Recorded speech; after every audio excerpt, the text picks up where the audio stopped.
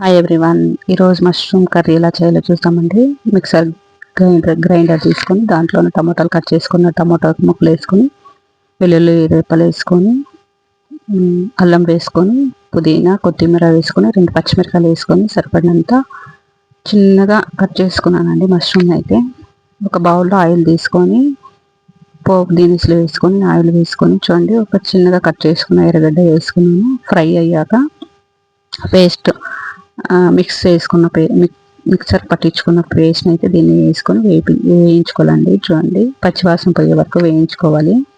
చూడండి ఇలా వేయించిన తర్వాత చూడండి ఇలా ఆయిల్ అంతా ఇడుక్కుంటుంది పక్కకు. ఆయిల్ అంతా ఇలా వదులుకున్న తర్వాత ఇప్పుడు దీంట్లోకి మష్రూమ్ అయితే వేసుకోవాలండి. చూడండి గ్రేవీకి ఎంత సరిపడా కావాలో అంత మిక్సీకి వేసుకోవాలండి. చూడండి ఇప్పుడు దీన్ని ఇలా వేసుకోవాలన్నమాట. మష్రూమ్స్ ఇలా వేసుకున్నాక చూడండి ఇలా ఉప్పు కారం సరిపడినంత వేసుకొని కొద్దిగా ఫ్రై అయ్యేకి వదలాలన్నమాట. పసుపు కొంచెం వేసుకోవాలండి.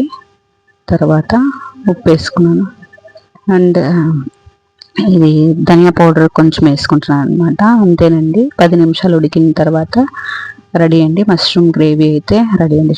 లాస్ట్లో ధనియా పౌడర్ వేసుకొని 10 నిమిషాలు ఉడికించుకోవడం అండి. Thank you for watching. Bye bye.